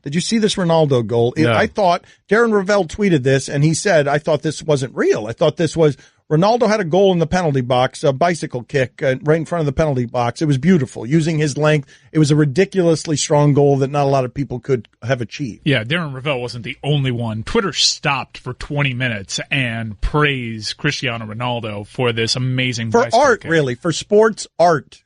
The pictures of it are so amazing, too, because it was in the rain, so all the mist is No, it is. It's and it's beautiful, and he knows it's beautiful. And part of the greatness of Ronaldo playing with personality is that he knows how beautiful he is. Yeah, I'm seeing it right now. It's pretty. Plus, he gets up high enough, his shirt goes up, you can see his abs. Yeah. Zlatan's was better. There, I said it. Okay, well Zlatan thought so too. Yeah, this is what we're getting at, because many might not know this, because I'm not sure if how many people in our audience were familiar with Zlatan before he came to the United States and became a Twitter sensation over the weekend. Zlatan had an incredible bicycle kick that was, many would say, better than this Cristiano Ronaldo one. And when asked yesterday on SportsCenter, what did you think about the Cristiano Ronaldo bicycle kick, Zlatan said he had a very good goal. He should try it from 40 meters away. Yes. Allyson says we're going to get him. Allyson Get says out of here. Allyson we are says on the hunt for the Zlatan. That Zlatan is going to join us at some point, I'm being told, in some form. And I mean, he's a mythical galloping creature from a different time, medieval and romantic. And he is a knight. He is swashbuckling knight and a pirate and beautiful ballet filled with arrogance, a little bit of Terrell Owens, and he thinks he's better than anyone who has ever played the sport. If you want to talk like Michael Caine, you must only say a few words at a time. We didn't get a single limited fake that was worth putting on the air. Not one. Michael Caine used to talk like this in the 1960s. You Now mother. he talks very not one, slowly. Chris, not one. And he gets a shaky voice. Oh, shut up. Flap. Pustule. Jowls. Nugget. Gurgle. Smear. Bulbous. Pork. If you hear certain words on the job site, baloney, work can be uncomfortable. Tender. So at least get work gear that's comfortable. Timberland Pro work shirts, pants, and boots. Head to toe, Timberland Pro. Not uncomfortable. Moist. Don Le Batard. Tom Ricketts is saying that the Cubs will not allow Sammy Sosa back into that organization for anything moving forward until he comes clean. And what I find absurd about that, and what a hypocrite this guy is that family made hundreds of millions of dollars off the name Sammy Sosa. By the way, never tested positive for steroid use. And if he was using steroids, which we all assume that he was, my guess is if he was using it, the Ricketts family had an inkling that was going on in their own clubhouse. And for him to come out many, many years later and say Sammy Sosa must come clean for us to allow him back into our prestigious organization, our club, get out of here with that. Stugotz. Yeah, Ricketts didn't make money off Sammy Sosa. He won the bid in 2009. This was post-Sammy Sosa. Well, that ruins my argument. This is the Don Le Batard Show with the Stugotz on ESPN Radio. We got stuff to get to, a Stanley Cup story, a Penny Hardaway story. RG3 is signed with the Ravens. We got sports stuff to get to. But the man, the legend. Kaepernick still unemployed. The legend, Mean Gene Okerlund. He is as good as it gets in the history of the sport. And, Mike, before we go to Mean Gene, we have not talked to him in too long. Can you give me 30 seconds about WrestleMania? Because this is a giant sports week and bigger than the Masters. It's WrestleMania.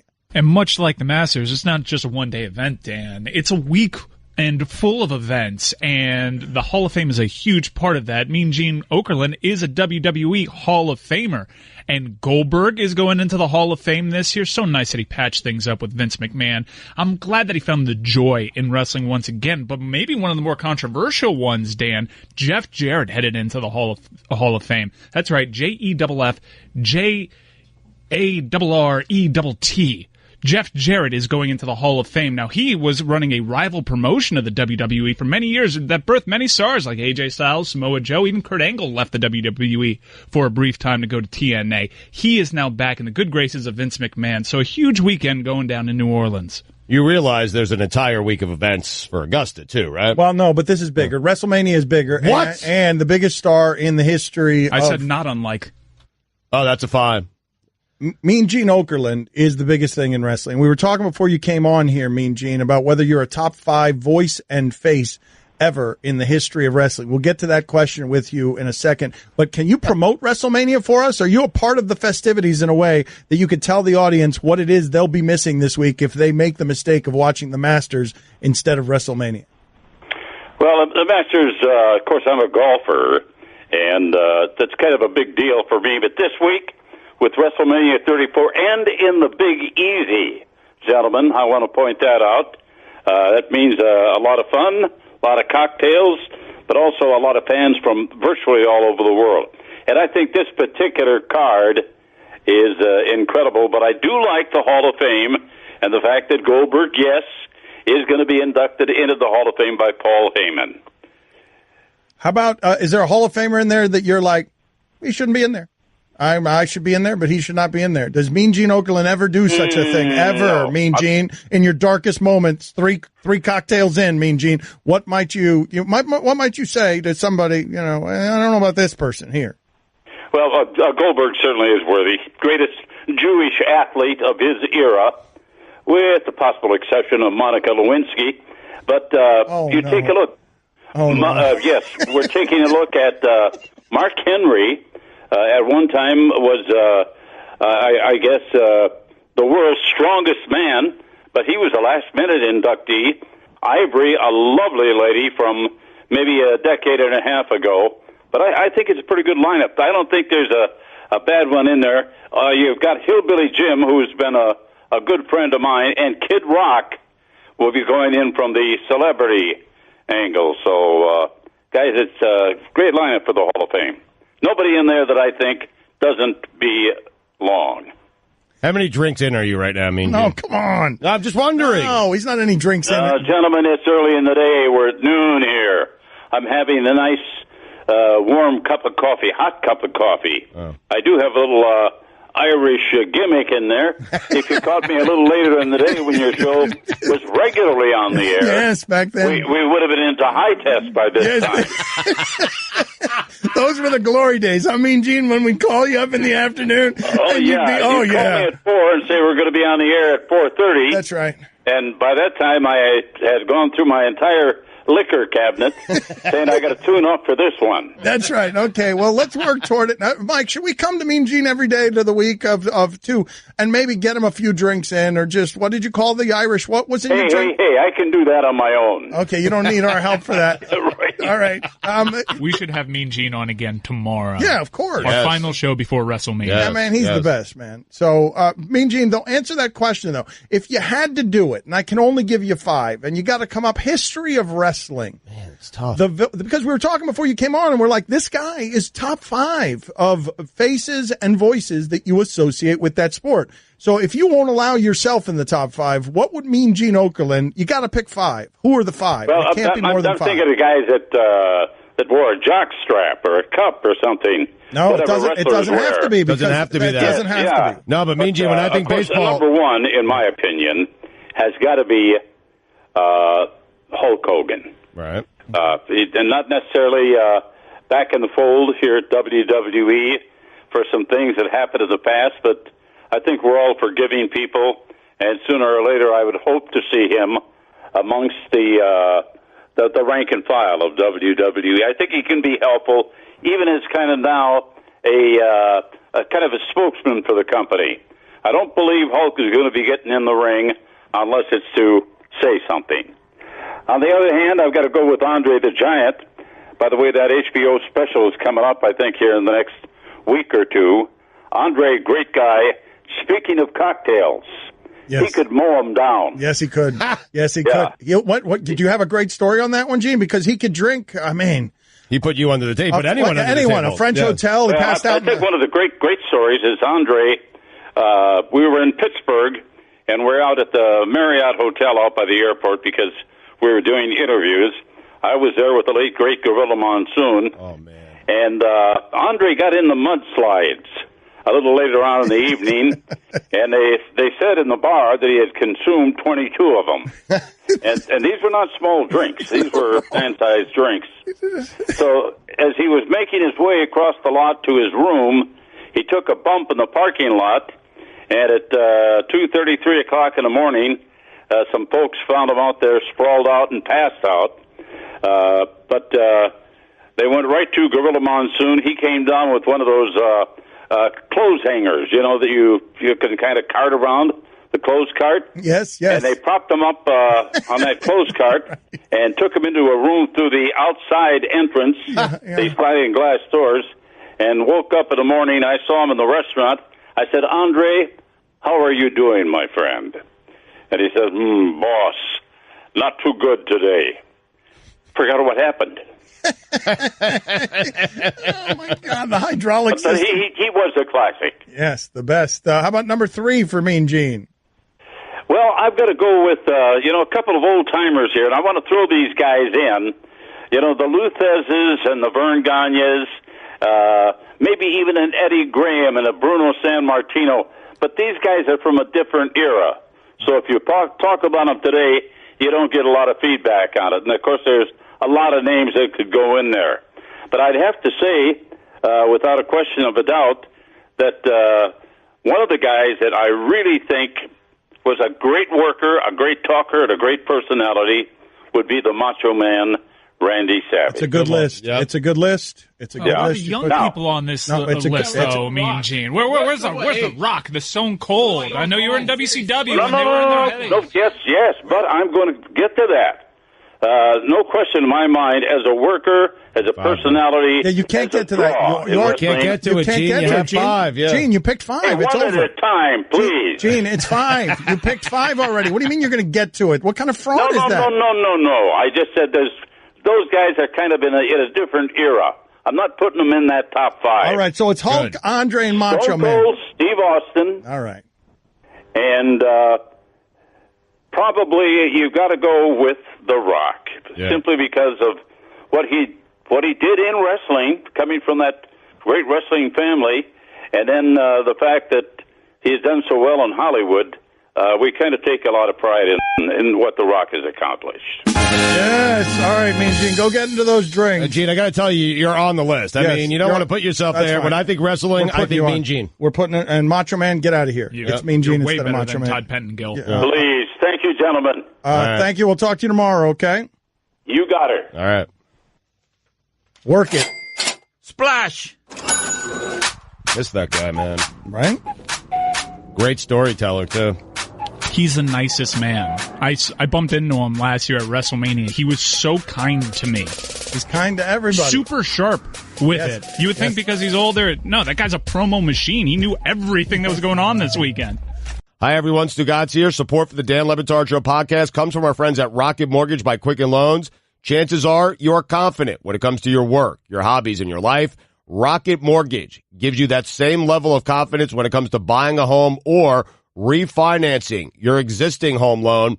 With Rocket Mortgage, you can apply simply and understand fully so you can mortgage confidently. To get started, go to rocketmortgage.com/Stugotz, STUGOTZ, equal housing lender, licensed in all 50 states, NMLSconsumeraccess.org, number 3030. Dan Le Batard. Finally, Jane's Addiction frontman, Perry Farrell. Stugotz. Perry Farrell. Farrell? Perry Farrell. This is the Dan Le Batard Show with the Stugotz on ESPN Radio. If you listen to the show, if you're new to the show, many of you are new to the show. This show is a spoof of a sports show. Like, this is sort of sometimes sports radio, but it's ridiculous, silly dancing around the sports cathedrals. Within that, we take some risks, many of them unfunny, many of them the audience doesn't understand, doesn't want to follow along, gets sick of our show, rips us on Twitter, and says that we don't know what we're doing and everything else. But this is the problem that we have, because we've got a creative tension here. In Miami, we were a loose and free show, and we trained the Miami audience to be clever and creative and competitive about clever and creative. And as we've gotten more and more listeners over America, we've slowly gotten dumber and dumber. Like, the audience has gotten dumber and dumber as we've creeped. And that's hard. As we've creeped across the landscape, that's hard to say because we live in a region that has one bookstore. Okay? South Beach has 7 miles, one bookstore. Right. And I don't know how well it's doing. One too many. We ain't smart. But competitive about creativity, it is spread across America. And now we ask you for your calls on limited fake impersonations because we think sports radio callers largely stink. And we exist in this world where the sports radio callers that were great for Jim Rome in the jungle doing takes, we mock all of that. All of it we think is uproarious. So we're asking you, the audience, and we're giving you the bare minimum assignment. Be funny in a couple of words. Right. With an impersonation that is limited fake because we don't trust you at all to be funny.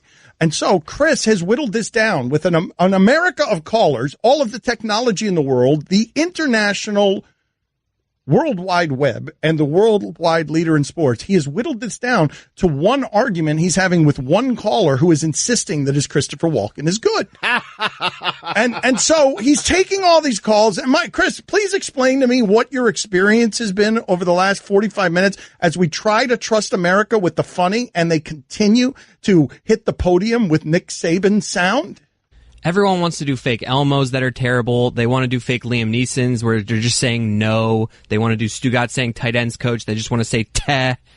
they're terrible. And those are the good ones. Those are the good ones. Okay, so I feel sorry for you, and I might need to end this again, man. Well, I think you do, because when we went national, we figured, hey, maybe this is something we could bring back because there's a much larger pool to choose from. It but was so it has worked funny. the other way. It was so funny when we did it in Miami, and it's not that the comedy didn't age well. It's that America got dumber. Right. And so here we are, arguing with Christopher Walken in a very serious fashion. And where are we with this, Mike? Do we feel good about this limited fake Christopher Walken? Christopher Walken, every impersonator will tell you, is about the easiest thing to do in all of impersonations. Anyone can become Christopher Walken. Almost anyone could do a Christopher Walken. I can come here and open up the phone line right now and tell you 786-456-4837, and I'll lure out a bunch of Christopher Walkens. Yep. It's a go-to for many people. You're right. It's the easiest of the impersonations, and it's the best one we've gotten after scouring the globe. We can't shake this person. We've told them that we're not exactly sure. It's okay, but we want only excellent things. But he keeps calling, and it might be the best thing that we have. Has Chris been arguing with the fake Christopher Walken? And do you argue with the fake Christopher Walken as Christopher Walken? Have you been arguing with the caller or what the caller is impersonating? I'm actually feeling pretty good about this Christopher Walken. You are? There, I said it. Okay. Okay. But why have you been arguing with him for an hour? Because I'm very rattled because there's an expectation for funny, and sometimes I hear it and I think they're better, and then they get on air and they just. Yeah, that's been the case. All right, almost well, every we've built time. this one up. All now. right. Well, here we go. All right. So here it is. Christopher Walken. He's been calling in nonstop. Chris thinks it's good, but has no confidence in it. I have no confidence in the American people or the World Wide Web. Limited fake Christopher Walken. You're on ESPN Radio. Dan, listen, you have a dynamite show, but there's a weak link. It's a weak link, and he's a bad DJ. The rejoin music, Dan, is the worst that I've ever heard. And I was at Studio 54 in 1979 with Jackie Onassis, and even I know bad music. It's Toto. It's Rosanna from yesterday. It's off. Dan, it's awful. It's terrible, Dan. Wait a second. I recognize this. Do I recognize your voice? Are you trying? Is this this? Yeah, I've been in movies. I was in Click. Dan. Then, Dan, I was in Deer Hunter. Okay, Dan, we get it. That's a big part of your impersonation, fake Christopher Walken. But do I hear a hint of a Sports Center anchor somewhere in there? Do I hear a hint? A hint of? I watch. Of course. I love my Yankees. I watch Sports Center every morning.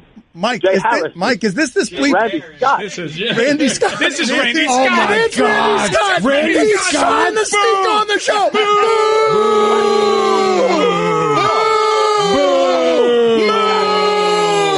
Yes. Don Le Batard. People who love this show tend to really, really love Stugotz.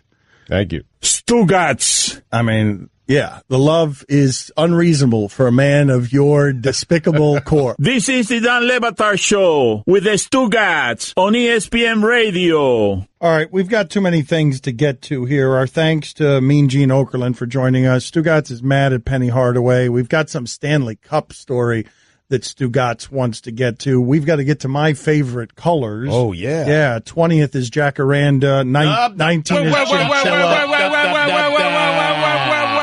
Wait for the open. Yep. Not official. Dan's favorite colors: orange, yellow, purple, pink, blue, magenta, green. Which color will he choose? I told you already. Jacaranda. Will he choose? Which color will he choose? Which color will he choose? Which color will he choose? Jacaranda. Which color will he choose?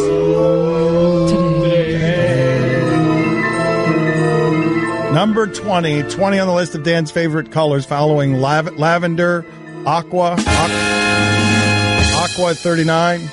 That finds that one puzzling. 38, mandarin orange, lime, red, green, blue, yellow, mauve, periwinkle, hazel, blueberry, dandelion, chartreuse, burleywood, blanched almond, tan, persimmon, acid green, American bronze, And now, number 20, Bisque.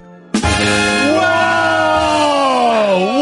Threw us off with a little jacaranda thing. Bisque, B-I-S-Q-U-E. It is a color. Is chinchilla a color? It is. Chinchilla is also a color. Oh, really? Well, That's number. That's 19. That's 19. Chinchilla. No, it's not. Yeah, it is. No, Yeah, it's it is. not. Yes, No, it's not. not official. Yes, We'll it find is. out tomorrow. 18 is Jacaranda. No. Okay. Anyway, Aqua. so what do you got for us on Penny Hardaway? You know, this is interesting. I don't know if I'm mad at Penny Hardaway.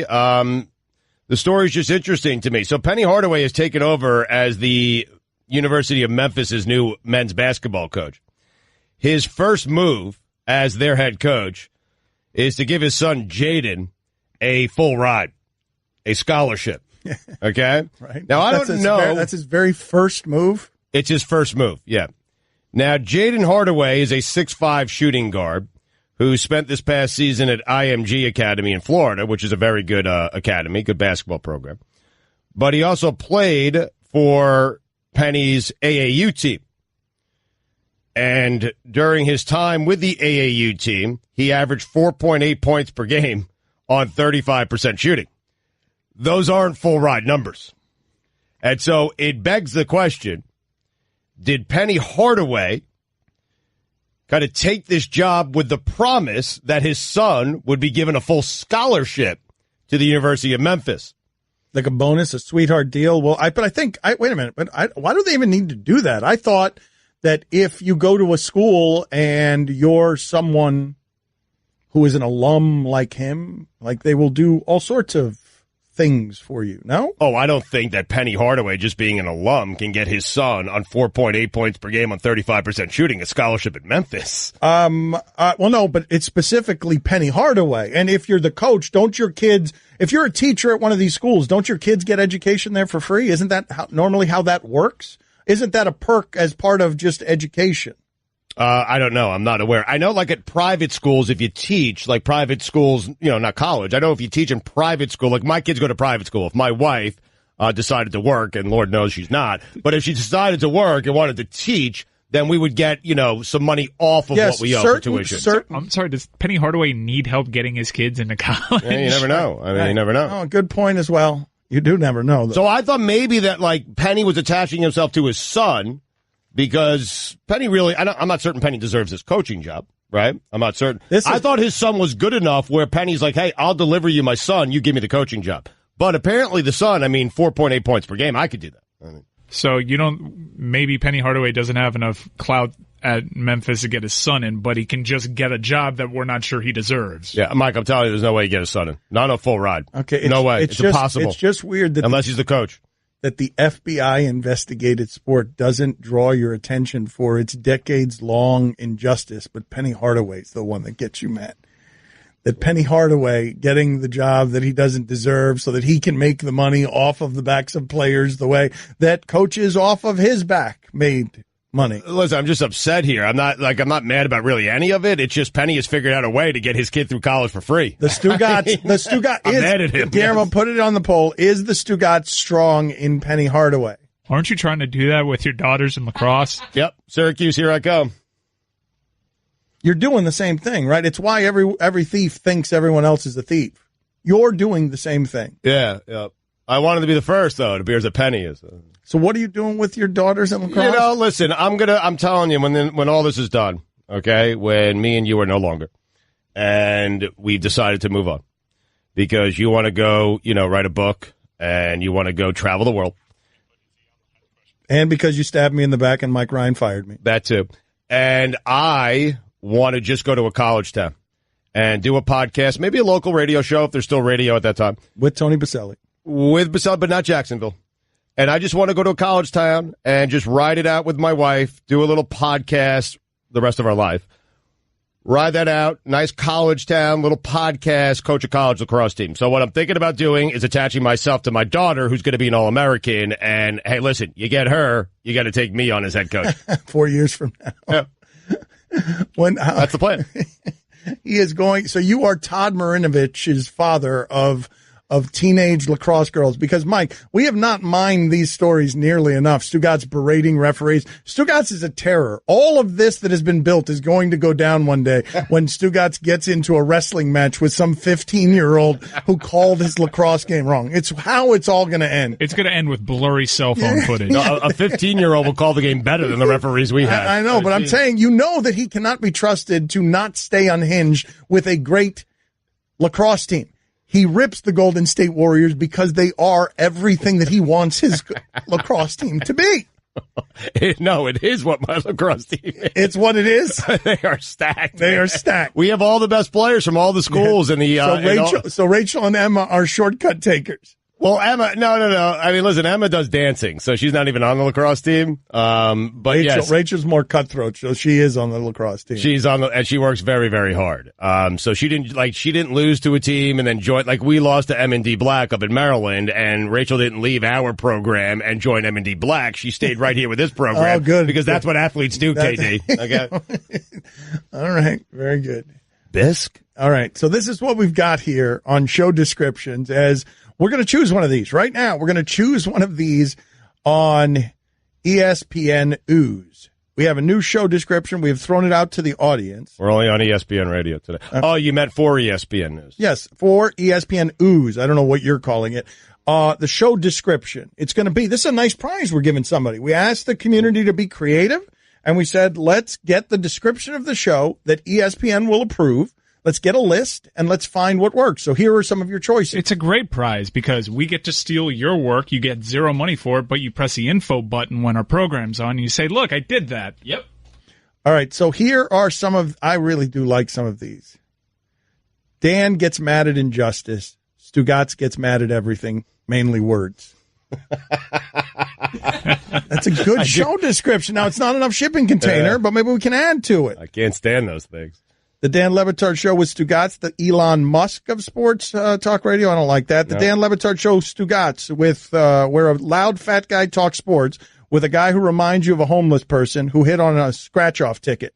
Dan Le Batard and Stugotz. They put the ooh in ESPN News. Maybe we can combine some of this. Yeah. And thanks for the compliment on the scratch-off ticket homeless thing. Dan Le Batard and Stugotz, 3 hours of pork belly sandwich burping ism talk while his con artist co-host tries to siphon the gas out of your car.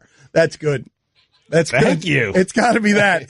What's People better are than so that? nice. What's going to be better than that? Flattering. Gravy vampire Dan Le Batard and world-class liar Stugotz bulldoze their way into the day's hottest stories with spicy hot takes and professional gas bagging. This past their prime duo takes a sledgehammer to traditional sports opinion. Once again, thank you. I like him siphoning the gas out of your car. Hey, the fact that you push the button seeking information concerning the Dan Le Batard Show with Stugotz is a very bad sign. It is unlikely you will ever fully comprehend or appreciate what you're watching. How about that?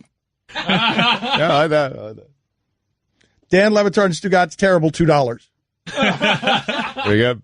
Dan Le Batard, Stugotz, and their gang are sex in a can. What? Sex in a can? What? Sex in a can. You're not. Sex in a can?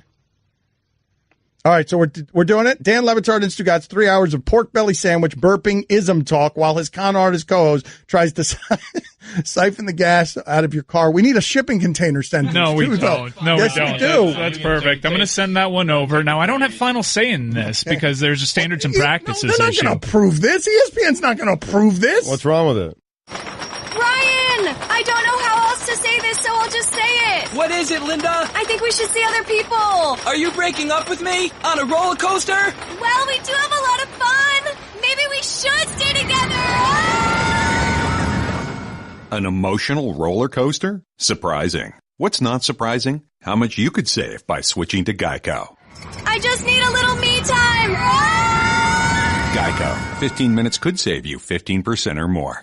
Dan Le Batard. Good work today. That was a fun show. Stugotz. It was also intergalactically stupid. This is the Dan Le Batard Show with the Stugotz on ESPN Radio. Right here on text, because the Miami audience tends to do this better. A fat-faced journalist demands for you to be offended over various topics while his slimy toady rails against any number of current stories. Thank you. Watch Uncle Fatty McFatface and Weasel Snake Monkey bounce around a world of nonsense sprinkled in with a little sports talk. That's not nice to say about Dan.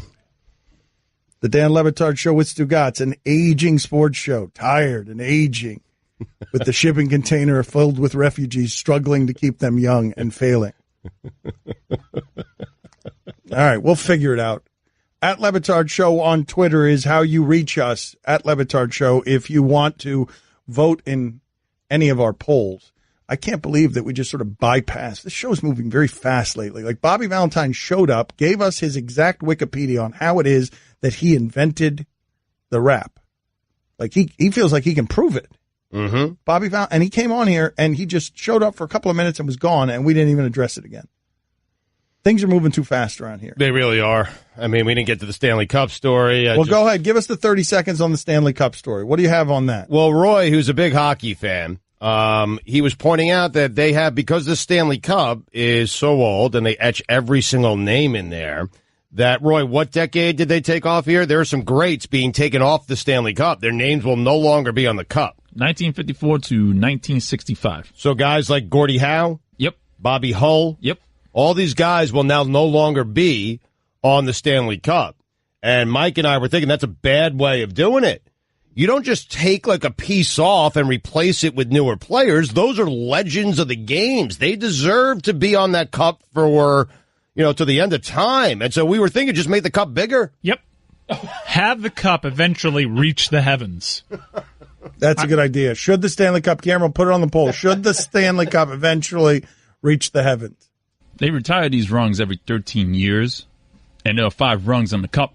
So if you win a Stanley Cup, your name's going to be on there for 65 years. Not long enough. Not long enough. No, not immortal. Gordie Howe should be there forever. Not immortal enough. Immortalized. That's right. So anytime they bring it out, yes, keep making it bigger. That's part of the fun. It needs to essentially be a 3-story building by the time. You're so right about this. No, it should be an archaeological find. Eventually. Right. By the time Connor McDavid retires, I need this to be a 3-story building. Right. Yeah, good. And then let's see. The cup is touching the roof of the that's arena. Right. And then let's figure out all these stories you hear about rock stars. Oh, I ate spaghetti and had sex in the cup all week, and then I urinated in it, and I drank it. Let's see you do it when the cup's 3 stories.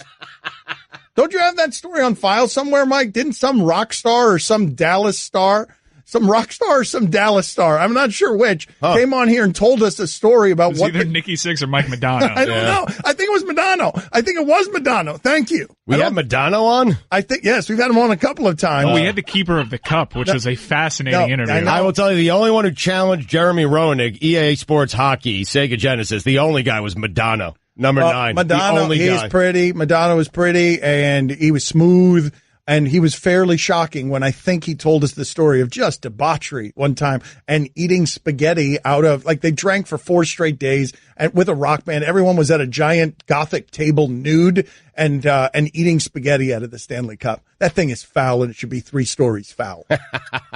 I'm just reading right now. Mike Madonna and his wife Willa Ford split. I don't know if many of you remember this, but Mike Madonna dated Willa Ford, who had one hit in the late 90s. She dated Nick Carter of the Backstreet Boys for a while there. Oh, wow. All right, that's how handsome Madonna was. All right, let's update these polls. And, Mike, you see if you can conclude this show today with the Madonna story or Nikki Sixx or whoever the hell told that story. Does a Rivera always need to pinch run for a bore? 83% of the audience said yes. By the way, at Le Batard Show on Twitter. Should we start sending guests to the penalty box mid-interview if they tell a bad joke? We did that to David Sampson earlier. 85% of the audience said yes. He's the former Marlins team president who reviews movies for us. That's a funny idea, though. We have to keep doing that. Yeah, we have to start sending guests to the penalty box. How do you pronounce Arctic?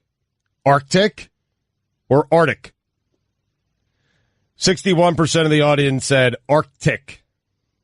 The wrong way. Did you hear Mike Ryan's hidden hacky musical joke in the middle of the SportsCenter update? 70% of the audience said no. Flock of seagulls. He played Flock of Seagulls in a story about a flock of seagulls. Who's taking themselves more seriously? LeBron James, Nick Saban. That story's unbelievable. 60% of the audience said LeBron. I agree. Does the phrase, I'll be damned, make you 100 years old? LeBron actually said that. Yeah, I'll be damned. 73% of the audience said yes. Do you love that Stugotz calls Trey Wingo Hal? 83% of the audience said yes. I'll continue to do it. Is Mean Gene a top 5 wrestling face/voice of all time? 75% of the audience said yes. Is the Stugotz strong in Penny Hardaway? 85% of the audience said yes. Mike Madonna told me the story. 3 straight days at some rock band's house. The Stanley Cup was there. Pantera back in '99. Quite the summer with the Dallas Stars. But every time a team wins, it's an amazing summer. They get approximately 100 days with the cup, and. Can't believe I found that. You found the sound, but I need the story. It was at Pantera's house. That's what you remember. That's all you need to know. There was spaghetti in the cup and other things, bodily fluids. Well, that's the story. Should the Stanley Cup eventually reach the heavens? That story should be 3 stories. 88% of the audience says yes. Good. Hey, you don't just peel legends off the cup. I mean, eventually Wayne Gretzky won't be on there. You are so right. You're so right. Pantera is my favorite band. It combines the best of the world. Break it down, Megadeth, hockey guy analysis. I was best friends with Mike Madonna. By the way, that goal by Brett Hull, probably should have counted. Nope. Yes, death metal the hockey Buffalo guy. Sabres were robbed. Yep.